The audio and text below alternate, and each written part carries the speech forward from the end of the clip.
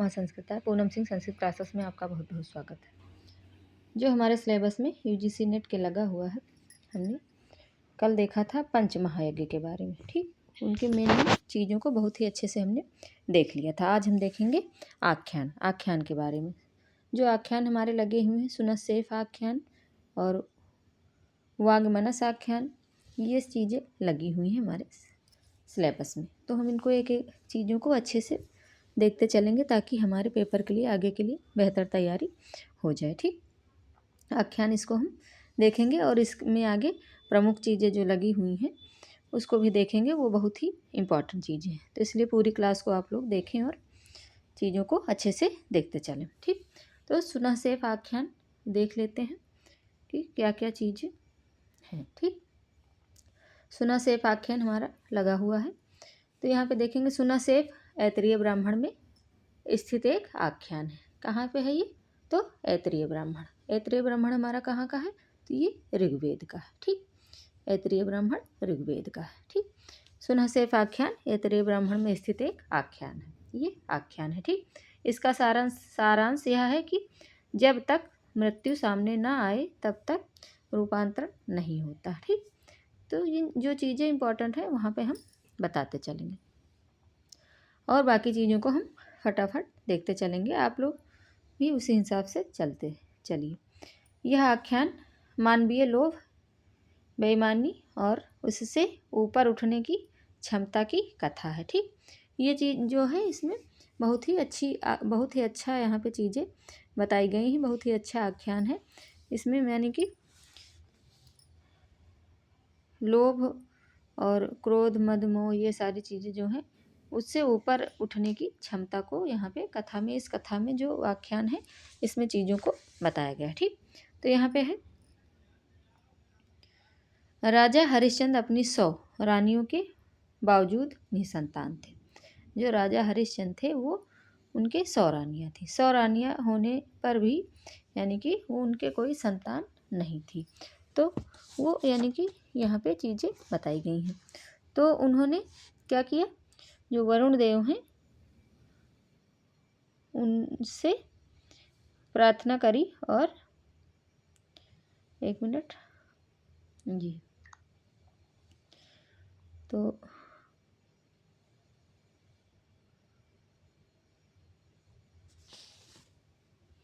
हाँ, तो मित्रों हाँ आगे देखेंगे। आगे है यहाँ पे राजा हरिश्चंद्र जो थे, जो 100 रानियाँ थी उनकी, वो फिर भी निसंतान थे, यानी कि कोई उनको संतान नहीं थी। तो उन्होंने क्या किया, वरुण देवता की उपासना की और यानी कि वरुण देव से प्रार्थना करी, उपासना करी और मतलब प्रार्थना की कि मुझे पुत्र प्राप्ति हो जाए। ठीक, इसी के लिए उन्होंने प्रार्थना करी कि हमें पुत्र प्राप्ति हो जाए।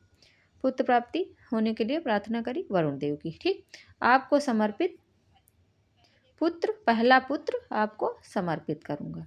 और साथ में ये भी मतलब कहा कि जो पहला पुत्र होगा हमारा उसे हम आपको समर्पित कर देंगे। ठीक, करूँगा। तो इस तरह यहाँ पे प्रार्थना करी, उससे एक पुत्र की प्राप्ति हो गई। तो जब प्रार्थना करी तो उससे क्या हुआ, एक पुत्र की प्राप्ति हो गई, जिसका नाम उन्होंने क्या रखा, रोहित। ठीक, ये एक कथा के हिसाब से, कहानी के हिसाब से आप लोग इसको पढ़ लीजिएगा, क्योंकि ये याद रहेगा तो चीज़ें आसान हो जाएंगी और आगे अभी चीज़ें बहुत ही इम्पोर्टेंट हैं जो बताएंगे। ठीक, तो लेकिन राजा ने जैसे ही पुत्र को मतलब संदेह देखा तो वो क्या हुआ, उनकी नीयत जो थी वो थोड़ा सा खोट आ गया। वह किसी न किसी बहाने रोहित को वरुण देवता को सौंपने की बात टालते रहे, मतलब वो फिर देने से मना करते रहे या बात को इधर उधर करते रहे और रोहित जो उनका पुत्र था वो वरुण देव को उन्होंने नहीं सौंपा।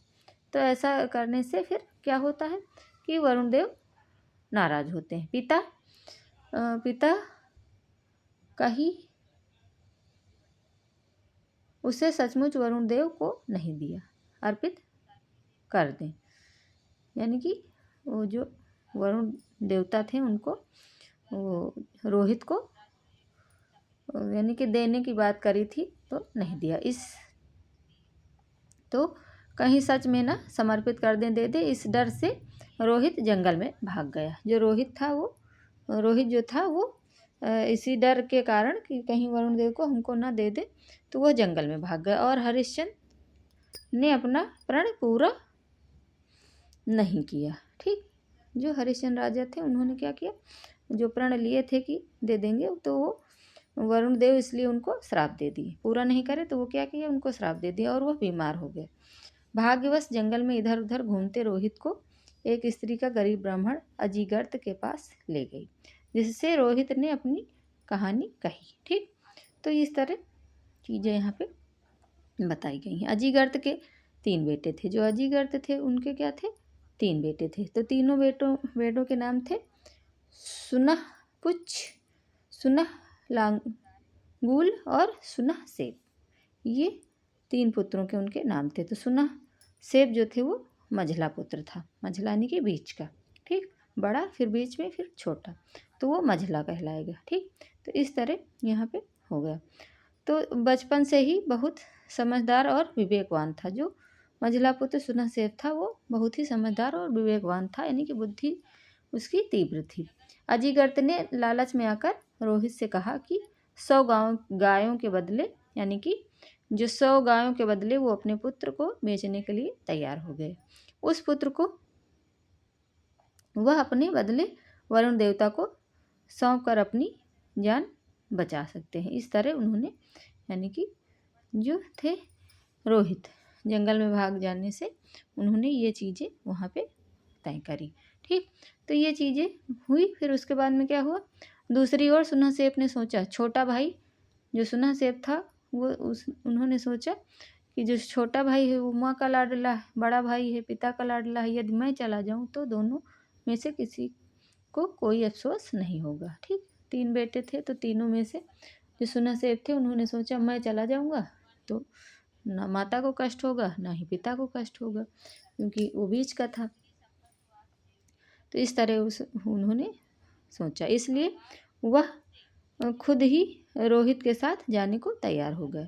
वरुण देव भी कोई कम लोभी नहीं थे। जो वरुण देव थे उन्होंने भी सोचा चलो ठीक है। वे यह सोचकर प्रसन्न हो गए कि मुझे अपने अनुष्ठान के लिए क्षत्रिय बालक के बदले ब्राह्मण बालक मिल रहा है जो सर्वश्रेष्ठ है। ठीक, तो फिर ये चीज़ें हुई। उसके बाद में क्या हुआ देख लीजिए, यज्ञ में नरबली की तैयारी शुरू हुई।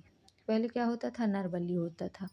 ये चीज़ें हमारे इसमें बताई गई। 4 पुरोहितों को बुलाया गया। फिर सुनह सेब को बलि स्तंभ से बांधना था। जब बांधना था तो उसके लिए कोई तैयार ही नहीं हो रहा था। फिर क्या हुआ, फिर सुनह सेब ब्राह्मण था। तब अजीगर्त और 100 गायों के बदले और 100 गायों के बदले, यानी कि और 100 गाय के बदले खुद ही अपने बच्चे को यज्ञ स्तंभ से बांधने को तैयार हो गया। जो अजीगर्त उनके पिता थे सुनह सेब के, उन्होंने और 100 गायों के बदले अपने, यानी कि पुत्र को उससे बांधने को तैयार हो गए खुद ही। उसके बाद सुनह सेब लालच के कारण उन्होंने खुद ही बांधना प्रारंभ कर दिया। उसके बाद सुनह सेब को बलि देने की बारी आई। तो फिर जब सारी तैयारी हो गई तो उसके बाद में जो सुनह सेब थे उनकी बलि देने की बारी आई। तो फिर क्या हुआ, लेकिन पुरोहितों ने मना कर दिया, ब्राह्मण की हत्या कौन करे। तब अजीगर्त और 100 गायों के बदले अपने बेटे को काटने के लिए भी तैयार हो गए। देखिए कितनी बड़ी बात है ना, कि एक पिता अपने लालच बस 100 गायों के और बदले अपने बेटे को, यानी कि मारने काटने के लिए तैयार हो गए। फिर क्या होता है देखिए, जब सुनह सेब ने देखा कि अब मुझे बचाने वाला कोई नहीं, जब उसे लगा ये कि अब कोई मुझे बचाने वाला नहीं है, तो फिर उसने क्या करी, उषा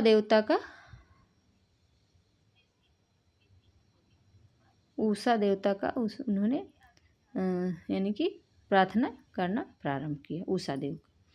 फिर प्रत्येक ऋचा के साथ सुनह सेब का एक एक बंधन टूटता गया। जिस प्रकार वो प्रार्थना करते गए उसी प्रकार उनका एक एक बंधन जो बंधा था, एक एक ऋचा बोलते गए और उनका बंधन टूटता चला गया। फिर अंतिम ऋचा के साथ न केवल सुनह सेब मुक्त हो गए, जब अंतिम ऋचा बोली यानी कि प्रार्थना करी बाद में, तो फिर सुनहसेब भी मुक्त हो गए और उनके साथ जो हरिश्चंद्र राजा श्राप के कारण बीमार रहने लगे थे वो भी साथ में ठीक हो गए। वो भी साथ में बालक सुनहसेब जो था उसने प्रार्थना करी तो वो भी हरिश्चंद्र राजा भी श्राप मुक्त हो गए। इसी के साथ बालक सुनहसेब ऋषि सुनहसेब बन गया। जो बालक था वो ऋषि बन गया। ठीक, वो ऋषि सुनहसेब बन गया क्योंकि वह प्रक्रिया जो थी उससे ही वो घड़ी का रूपांतरण यानी कि उससे ही बदलाव, ये चीज़ें बदलना था, इसलिए ये सारी चीज़ें हुई थी। और तो उनको ऋषि बन गए और वो श्राप से मुक्त भी हो गए और उनकी जान भी नहीं गई। उधर रोहित जो था वो भी बच गया। ये सारी चीज़ें, ये घटनाएं घटती चली गई बराबर। तो ये रूपांतरण उसमें होता चला गया। ठीक, ये सिर्फ एक कहानी की तरह आप लोग याद रखिएगा और आगे चीज़ें इम्पॉर्टेंट जो हैं उसमें अभी देखिएगा। कुछ और विद्वान के अनुसार जो सुनहसेब कौशिक थे वो कौशिक के कुल में उत्पन्न महान तेजस्वी विश्वामित्र या विश्वरथ वह विश्वामित्र के शत्रु सांबर की पुत्री उग्र की खोई हुई संतान थी। कुछ लोग ये भी मानते हैं ठीक कि वो विश्वामित्र यानी विश्वामित्र के शत्रु सांबर की पुत्री के उग्र जो की खोई पुत्री यानी कि संतान थे, जिसे भरतो यानी कौशिकों के डर से लोपामुद्रा ने अजिगर्त के पास छिपा दिया था। कुछ लोग ऐसा भी बताते हैं, यानी कि उसी में कहानी प्राप्त होती है जो हमारा ऐतरेय ब्राह्मण है। ठीक, उसी आख्यान में ये चीज़ें सारांश वहाँ पे मिलता है। फिर यानी कि फिर यहाँ पे चीज़ें ये कहानी के हिसाब से यहाँ पे हो गई। फिर हम देखेंगे इसमें प्रमुख संदर्भ, प्रमुख चीज़ें यहाँ पे देखना जो बहुत ही इम्पोर्टेंट है। ठीक, इसको देख लेने से चीज़ें आगे यानी कि जो पेपर जहाँ से पेपर में आने की संभावना रहती है वो चीज़ें यहाँ से आपको मिल जाएंगी। ठीक, तो आख्यान के 2 प्रकार, आख्यान के कितने प्रकार? 2 प्रकार। ये इम्पोर्टेंट है, ये चीज़ आप लोग अच्छे से देखिएगा। आख्यान के 2 प्रकार हैं। क्या है?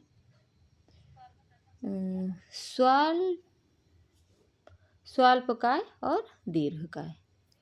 ये आख्यान के 2 प्रकार हैं। ठीक, 2 प्रकार। आगे फिर है ऐतरेय ब्राह्मण अध्याय 33वां अध्याय में सुनहसेब आख्यान हमें मिलता है। ये जरूरी है। ठीक, ये चीज़ें सारी इम्पॉर्टेंट हैं। यहाँ से आप लोग अच्छे से चाहे तो देख लीजिए या नोट कर लीजिए, जैसे भी आपकी इच्छा हो वैसे कर सकते हैं, क्योंकि आगे की तैयारी के लिए ये चीज़ें बेहतर हैं। ये अगर यहाँ से कोई क्वेश्चन आता है तो आप कर ले जाएंगे। हरिश्चंद्र वेदस के किसके? वेदस के पुत्र। वंश क्या था? तो इक्ष्वाकु वंश। ठीक, ये कहाँ किस वंश के थे? तो इक्ष्वाकु वंश के, और इनके पिता वेदस। ठीक, ये नाम इम्पॉर्टेंट है क्योंकि नाम ऋषि गुरु पिता सॉरी मित्रों पूछे जाते हैं और कई बार चीज़ें हर बार पूछी जा रही हैं, इसलिए ये चीज़ें इम्पॉर्टेंट है और इसको आप लोग याद भी रखें। हरिश्चंद्र के घर पर्वत और नारद नामक ऋषि रहते थे। जो हरिश्चंद्र थे उनके घर में कौन रहते थे? पर्वत और नारद नाम के ऋषि रहते थे। ठीक, फिर नारद ने हरिश्चंद्र के प्रश्न का गाथाओं द्वारा उत्तर दिया। ठीक, हरिश्चंद्र का पुत्र कौन था? तो रोहित। ठीक, ये यहाँ पे हो गए। फिर हरिश्चंद्र ने पुत्र प्राप्ति हेतु वरुण की उपासना की। फिर रोहित ने जंगल में 6 वर्ष बिताए। जो रोहित था वो जंगल में उसने कितना वर्ष समय बिताया? तो 6 वर्ष। ठीक, ये चीज़ें इम्पॉर्टेंट हैं यहाँ से। ठीक, जहाँ जहाँ से पेपर बन सकता है वो चीज़ें इम्पॉर्टेंट हम बताते ही चलते हैं, हर क्लास में बताए हैं। अगर आप लोग पिछली चीज़ें नहीं देखे हैं तो देख लीजिए और लाइक शेयर सब्सक्राइब भी आप लोग कर लीजिए ताकि फटाफट चीज़ें पहुंचती रहें। ठीक, क्योंकि बहुत सारे चीज़ें हैं जो आप लोग देखोगे तो वहाँ से अवश्य ही लाभ होने वाला है। रोहित यवस के पुत्र थे। रोहित जो थे वो यवस के पुत्र अजिगर्त ऋषि से मिले। फिर षष्ठ संवत्सर में, कब मिले? तो षष्ठ संवत्सर में। अजिगर्त के 3 पुत्र थे। 3 पुत्र कौन कौन थे? तो सुनहपुच्छ, सुनहसेब और सुनहलांगूल, ये उनके तीनों पुत्रों के नाम थे। ये भी इम्पोर्टेंट है, ये भी आप लोग ध्यान में रखना। ठीक, आगे देखते हैं। फिर है हमारा आगे, अजिगर्त ने रोहित को अपने मध्यम पुत्र सुनहसेब का दान किया। ठीक, जो सुनहसेब था उनको दान किया। ठीक, फिर क्या था? मध्यम यानी कि बीच के पुत्र। फिर वरुण ने,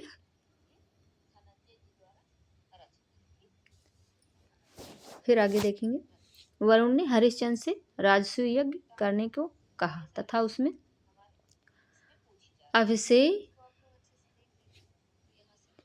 अभिषेचनीय नामक याग में सुनहसेब को पशु के रूप में आलम्बन करने का निश्चय किया, जिसके बदले उन्हें 100 गायें ली। ठीक, उसको देने के बदले में क्या लिया? तो उन्होंने 100 गायें ली। ठीक, फिर उसको बांधने के बदले में 100 गायें, और फिर उसको मारने के बदले में 100 गायें, और ये चीज़ें इसमें कहानी में बहुत ही अच्छे तरीके से बताई गई हैं। फिर क्या था? उस राजसूय याग के ऋत्विक थे। ठीक, होता विश्वामित्र, अध्रायु, जगदाग्नि, उद्गाता, अश्वस्य और ब्रह्मा वशिष्ठ। सुनहसेब जो थे स्वयं की रक्षा के लिए क्रमशः प्रजापति यानी कि प्रजापति अग्नि, सविता वरुण, अग्नि विश्वदेव इंद्र, अश्विनो उषा के पास दौड़े। वो किसकी प्रार्थना किए? तो सविता और उषा की प्रार्थना की। ठीक, और इंद्र ने प्रसन्न होकर सुनहसेब को हिरण रथ प्रदान किया। ठीक, जो इंद्र थे उन्होंने वो प्रसन्न होकर क्या प्रदान किया? तो हिरण रथ। ठीक, हिरण